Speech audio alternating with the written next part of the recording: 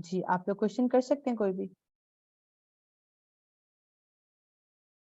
Question हो आप लोग प्लीज। अच्छा, मेरा ये क्वेश्चन है कि जैसे जी जी। यहाँ पर जितने भी ऑडियंस बैठी हुई है, हर बंदा हम्म। डिफरेंट फील्ड से है। कोई साइकोलॉजिस्ट है, कोई सोशियोलॉजिस्ट है, कोई मेडिकल फील्ड से है, कोई इकोनॉमिक्स से हम्म। है, कोई किसी फील्ड से है, कोई किसी फील्ड से है। तो हम्म। हर फील्ड की अपनी रिसर्च, अपना रिसर्च मेथोडोलॉजी होता है जिस तरीके से वो करते हैं। जी जी। क्या इसमें जो भी आपने पढ़ाया है, इसमें जो ये 7 स्टेप्स हैं, हम्म। हर फील्ड में ये अप्लाई किए जा सकते हैं? जैसे फार्माकोसोलॉजिस्ट तो जी इस चीज़ को, क्योंकि मैंने सोशियोलॉजी मेरा सब्जेक्ट था, उसमें मैंने रिसर्च थीसिस किया था। तो ये hmm. All the steps they were there as well, मैंने ये सारे अप्लाई जी जी। किए थे इस चीज़ के ऊपर। तो क्या बाकी जो फील्ड है, यहाँ पर जो लोग बैठे हुए हैं, वो जिस फील्ड जी से जी। हैं, तो उनसे आप पूछ सकती हैं कि या फिर आप बता सकती हैं कि उनकी जो रिसर्चेज़ है, उसमें सेम 7 स्टेप्स होंगे? जी, आप लोगों में से कोई बता भी सकते हैं। और सेकंड, ये जो स्टेप्स हैं वो सारे सेम ही होते हैं। जो आइडेंटिफिकेशन ऑफ प्रॉब्लम होती है, अगर हमने ये वाले जो देखे ना स्टेप्स, ये सारे सिमिलर होते हैं कि सबसे पहले आपकी प्रॉब्लम आइडेंटिफिकेशन होगी, फिर आप हाइपोथेसिस डेवलप करते हैं, फिर आप रिसर्च डिजाइन देखते हैं, फिर उसके बाद आप एक रिसर्च मेथड को सेलेक्ट करते हैं, फिर वही रिसर्च डिजाइन को एनालाइज करते हैं, डेटा कलेक्शन। तो कोई से भी आप रिसर्च पेपर, ऑनलाइन भी आप किसी भी टॉपिक के ऊपर अगर आप जो है वो जो है अपना देखते हैं, जब भी ऑनलाइन सर्च करते हैं आप किसी भी टॉपिक के ऊपर रिसर्च पेपर सर्च करेंगे, तो उन सब में यही सारी हेडिंग्स जो हैं वो मेंशन होंगी। लेकिन आप लोगों में से कोई और किसी और फील्ड का है तो वो भी प्लीज इसको बता सकते हैं। सिर्फ जो साइंटिफिक रिसर्च होती है वो अस्सलाम डिफरेंट वालेकुम होती है, मैम। जो लैब में होती है। जी जी, वालेकुम अस्सलाम। जी, अस्सलाम वालेकुम मैम। मैं बायोमेडिकल इंजीनियर हूँ खुद। तो हमारा जो जी जी। रिसर्च होता है, टेक्निकल एकेडमिक जो रिसर्च होते हैं, वो होते इसी पैटर्न पे, लेकिन वही साइंटिफिक जिसका आपने कहा उसका थोड़ा सा डिफरेंस आता है। लेकिन जी अभी जी। जो मुझे जिसके लिए यानी कि खुद ने मैंने ये सेशन अटेंड किया था, वो इस वजह से भी, और कुछ हैं यहाँ पे मेरी टीम के मेंबर्स जो ऑलरेडी रिसर्च करना चाह रहे थे। हम असल में ना पेरेंटिंग मॉडल आप सल्लम की सीरत से ड्राइव करना चाह रहे हैं, साइकोलॉजी की हेल्प है, न्यूरो साइंस को टूल यूज करते हुए। तो मुझे ना उन्हें समझाने में परेशानी होती है, नहीं कि वो लोग ये कहते हैं कि हमसे रिसर्च नहीं होती, हमें करना नहीं आती। इनमें से कुछ तो ग्रेजुएटेड में, कुछ तो ग्रेजुएशन अभी नहीं किया, अभी एंटर होंगे उसमें। तो उनको मुझे ये मतलब किस तरह कन्वे करूँ कि ये वो एकेडमिक रिसर्च नहीं है या वैसा रिसर्च नहीं है जो हम किसी फील्ड का रिसर्च करते हैं। ये एक ऐसा रिसर्च है जिसमें सिर्फ आपको पढ़ना है और आपको पॉइंट्स अपने नोट करने हैं। तो अगर इसके कोई स्टेप्स आप थोड़े से एक्सप्लेन कर दें, क्योंकि वो इससे और उसमें काफी डिफरेंस होता है ना। इसमें तो डेटा कलेक्शन हो गया, सहाबा का डेटा कलेक्ट हम इस तरह तो नहीं कर सकते। लेकिन हम बुक्स यूटिलाइज कर सकते हैं ना, जो पहले रिसर्चेस होती थी। ये अभी जैसे हमारे पास अब ऑनलाइन मटेरियल्स आ गए हैं, ठीक है, तो हम जर्नल्स और पेपर्स को हम यूटिलाइज कर रहे हैं, लेकिन जो हमारी जो रिसर्च होती है वो बुक्स के थ्रू भी होती है। तो आप लोग बुक्स को स्टडी करके, बुक्स के अंदर से डेटा कलेक्ट करके फिर उसको मेंशन कर सकते हैं अपनी रिसर्च के अंदर। और फिर उसकी आप जी। जो है उसकी जो भी आपकी जो भी रेफरेंसेस हैं, वो आप बुक का रेफरेंस लास्ट में मेंशन कर सकते हैं। और इनफैक्ट ऑनलाइन तो अगर आपको कोई और जर्नल्स मिल जाते हैं और कोई ऐसे रिसर्च पेपर्स मिल जाते हैं जो ऑथेंटिक रिसर्च पेपर, तो अच्छा एक चीज यहाँ पे ये भी है कि ऑथेंटिक होना बहुत जरूरी होता है। उसके लिए आपको कुछ आइडेंटिफाई करनी पड़ती है वेबसाइट्स, ठीक है। पब्लिशिंग का भी मैं आप लोगों को थोड़ा सा आइडिया बता देती हूँ कि जब आप पब्लिश भी करते हैं ना अपना रिसर्च पेपर, तो रिसर्च पेपर पब्लिशिंग के लिए आपको पहले सर्च करना पड़ता है कि कौन सा जो है वेबसाइट जो है वो ऑथेंटिक होती है। अब जो कोई ऐसी वेबसाइट्स हैं जो ऑलरेडी मतलब हुई भी हैं, जो रिसर्च पेपर्स को यूटिलाइज करते हैं, उनको काफी टाइम लग जाता है, मींस क्योंकि वो उनको एक्सेप्ट करना होता है, उसमें टाइम टाइम लगता है। लेकिन जैसे आपने अपना बताया कि आप उससे रिलेटेड पूछना चाह रहे हैं इस्लामिक रिसर्च के थ्रू, तो वो उसके लिए तो मोस्ट ऑफ द थिंग्स, क्योंकि हमें हमारे पास जो डेटा है वो ज्यादा बुक्स के थ्रू रेफरेंसेस हमें मिली हुई हैं, जो बुक्स ऑलरेडी बुक्स मेंशन है, हमें पास इतने ज्यादा जर्नल्स उस पर पब्लिश नहीं हुए होंगे, जहां तक मेरा ख्याल है। आई am not sure about it, मुझे भी इसमें थोड़ी और स्टडी करनी पड़ेगी। बट इस्लामिक जर्नल्स जो हैं वो हमारे पास जो है ना लेस हैं, इस्लामिक ऑथेंटिक जर्नल्स जो हैं एज कम्पेयर टू। उसके लिए हमें प्रॉपरली एक वेबसाइट देखनी पड़ेगी जिसमें जर्नल ऑफ इस्लामिक स्टडीज है। जैसे ये देखें आप, यहाँ पे एक आ रहा है सामने कि जर्नल ऑफ इस्लामिक स्टडीज। अब हम इसकी ना कोडिंग्स होती हैं, इनके जो जर्नल्स होते हैं ना, इनके एक नंबर्स होते हैं, वो नंबर्स के थ्रू हम आइडेंटिफाई करते हैं कि ऑथेंटिक जर्नल्स हैं या नहीं है। सही है। फिर आप वो ये चेक करना पड़ता है, इनके कोई कोड्स होते हैं, उसको जाके ना वो चेक करना पड़ता है वो वेबसाइट्स के ऊपर। फिर हम ये आइडेंटिफाई करते हैं कि ऑथेंटिक जर्नल है। फिर हम उसको, जब हमारे रिसर्च पेपर बन जाता है, फिर हम वो पब्लिशिंग के लिए भेजते हैं। इसी तरह जब हमारे अपने लिए भी यूज करना होता है, तो हम वो वाली ही वेबसाइट यूज करते हैं जो कि ऑथेंटिक जर्नल्स की वेबसाइट होती है। अब जैसे यहाँ पे देखेंगे, आपके सामने एक जर्नल आ गया है, ठीक है। Is Islam easy to understand और नॉट, ये किसी का है। अब इसको हमने सबसे पहले ये देखना है, ये लेकिन ये किसी आई थिंक सो किसी I am not sure about it, but I think this is from some, this is from some non Muslim person, okay, the journal की जो वो है ऑथर है।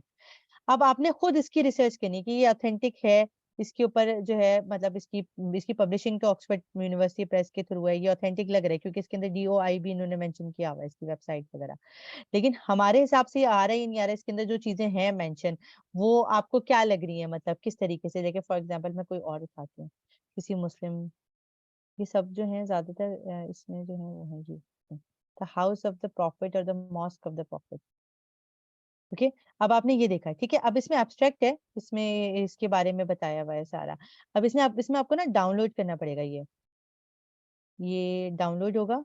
अच्छा, इसमें भी कुछ होते हैं आर्टिकल्स जो कि आपको ऑनलाइन वैसे एक्सेस नहीं होती, आपको लाइब्रेरी के थ्रू एक्सेस लेनी पड़ती है उसमें।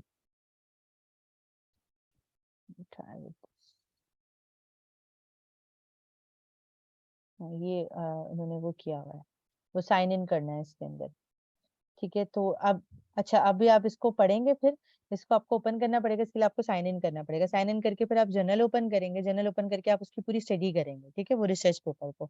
फिर आपको अगर ये लगेगा, जैसे फॉर एग्जांपल उन्होंने यहाँ पे लिखा हुआ है, it explains why the whole question needs to be revisited, what conceiving the building as a house और a mosque means in terms of the number of undecided issues which as such as the immediate origin of the mosque and the kind of. तो आप फिर ये paper किसके बारे में उसने किया, उन्होंने बनाया हुआ, the paper goes on to examine mainly from Quran and hadith which of two designations, house or mosque, should be accepted and why. In particular, it investigates whether early Islam, within the framework of the Quran and the teachings and the practices of the Prophet, could have provided the necessary prompts for the making of the mosque and shaping of its essential functional and architectural elements. अब for example आपके पास जो topic है वो कहीं ना कहीं इससे कुछ रेलेवेंट है, तो फिर आप इस जर्नल की इंफॉर्मेशन आप उसमें लिख लेंगे। हम अपने वर्ड्स में खुद से कुछ भी नहीं लिख सकते। मोस्ट ऑफ द टाइम जब भी हम रिसर्च लिख रहे होते हैं, रिसर्च के मतलब ये होता है कि किसी की भी रिसर्च हुई भी होती है उसको हम समराइज करके अपने वर्ड्स में लिखते हैं, फिर हम किसी और रिसर्च को लिखते हैं और उसकी साइटेशंस करते हैं। लेकिन अपनी वर्डिंग्स हम अजम्पशंस नहीं दे सकते उसमें कि we are thinking like that, okay. आपका आंसर कुछ जी क्लियर हुआ मुझे आपको? जी जी बिल्कुल। इसी जज़ाकल्लाह। तरह आप लोगों को जर्नल्स पढ़ने पड़ेंगे जब भी कोई रिसर्च पेपर होता है ना, तो ऑलमोस्ट आप ये समझेंगे जो रिसर्चर्स होते हैं वो 50 60 70 जो है वो जर्नल्स की स्टडी करते हैं। फिर उसमें से कभी कभी तो वो टॉपिक रेलेवेंट चीजें मिलती ही नहीं है, तभी वो कहते हैं ना थीसिस बहुत लंबी होती है, क्योंकि कभी कभी आपको टॉपिक रिलेटेड चीजें नहीं मिल रही होती, तो आपको फर्दर उसमें डीप डाउन स्टडी करनी पड़ती है। फिर आपको जो है ना लाइब्रेरीज को जो है ना कुछ कुछ ऐसी होती हैं जो कि हमें पेड लाइब्रेरीज भी जो है ना वो परचेज करनी पड़ती हैं उसको, ताकि हमें हमें टॉपिक रेलेवेंट चीजें मिल जाएं। ठीक, यहाँ पे आप देख लो, यहाँ पे कितने सारे टॉपिक्स हैं। The race for paradise an Islamic history of the crusades, okay. आपने कौन सा टॉपिक बताया जो अभी आपने कहा था? मतलब पेरेंटिंग मॉडल ना आप सल्लल्लाहु अलैहि वसल्लम का, मतलब एज अ पेरेंट आप सल्लल्लाहु अलैहि वसल्लम ने जो भी कुछ किया और मतलब सहाबा कराम को ट्रेनिंग दिया, उनको कोई एडवाइस कहीं पे दी गई हो, किसी चीज से रोका गया हो, वो हमें सब पता होना चाहिए।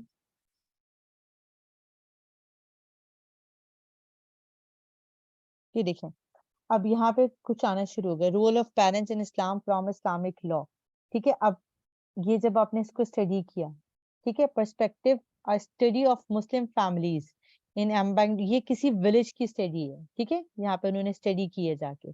अब आप इसको डाउनलोड करेंगे, ये डाउनलोड हो गया, शुक्र है, रिसर्च गेट का। अच्छा, अब यहाँ पे आपने ना इसको ऑथेंटिसिटी इसकी चेक करनी होती है। ये इसकी पब्लिकेशन हुई हुई है, इनकी 42 पब्लिकेशन है। अब इनको देखना पड़ेगा, आपको ऑथर के बारे में पढ़ना पड़ेगा, फिर आपने देखना पड़ेगा कि कौन कौन लोग हैं, मतलब इसके अंदर ये ऑथेंटिक है या नहीं है। फिर आपने देखिए, इन्होंने ये आई थिंक किसी और लैंग्वेज में किया हुआ है। हाँ, ये किसी नहीं, इंग्लिश में है।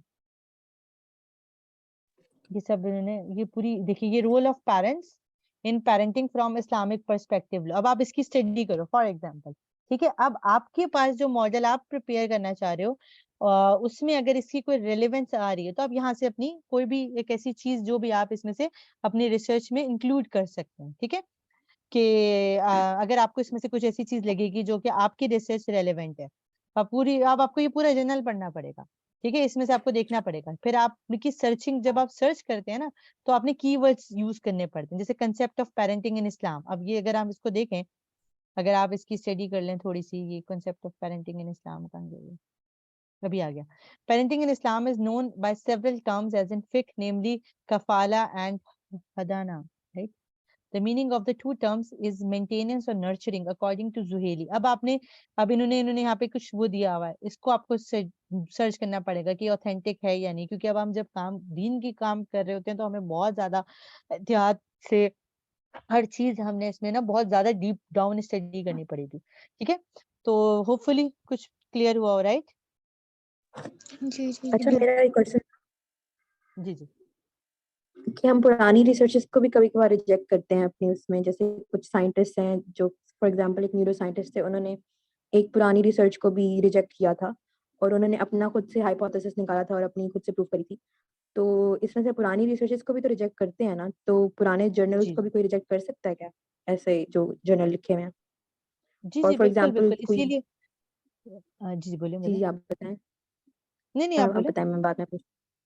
हाँ नहीं, जी, मैं आप ये कही पूछे थी पूरा कि हम बताओ। इस तरह से जी जी, मैं कही थी कि हम जैसे फॉर एग्जांपल अब कोई मुसलमान है, वो कुरान के थ्रू कोई रिसर्च कर रहा है, तो वो कुरान को भी तो रेफरेंस दे सकता है ना, बिल्कुल, आप लोग कि उसमें मैंने मेंशन कुरान कर के थ्रू सकते ये हैं। आइडिया लिया है। जी, जी जी, मैंने बिल्कुल कुरान के बिल्कुल। थ्रू ये आइडिया लिया, मेरा बेस पॉइंट ये है।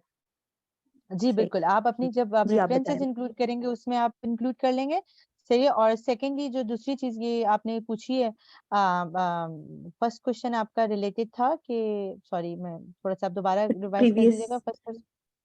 प्रिवियस प्रीवियस रिसर्च रिसर्चेस, को जी कोई वो बिल्कुल। करें। न्यू हाँ जी। रिसर्च होती है इसीलिए ज्यादातर कि वो प्रीवियस रिसर्चेस को मोस्टली वो लोग फिर कह देते हैं कि नहीं, जो है लिटरेचर रिव्यू जब हम मेंशन करेंगे ना, तो उसमें हम ये मेंशन करते हैं प्रीवियस रिसर्च के बारे में। लेकिन जब हम अपना कंक्लूजन लिख देते हैं ना, वहां पे अगर हमने किसी मॉडल को डिनाई करके अपना मॉडल उस पर आइडेंटिफाई किया होता है, तो वो हम अपने कंक्लूजन में मेंशन कर देते हैं एंड में, कि भाई हमारी रिसर्च थी ये वाली, और अब हमने इस पे रिसर्च किया, और हम आगे रिसर्चर्स को भी कह देते हैं कि भाई ये हमने रिसर्च किया, अब आगे जो रिसर्चर्स है ना, वो इसके ऊपर फर्दर स्टडी भी कर सकते हैं।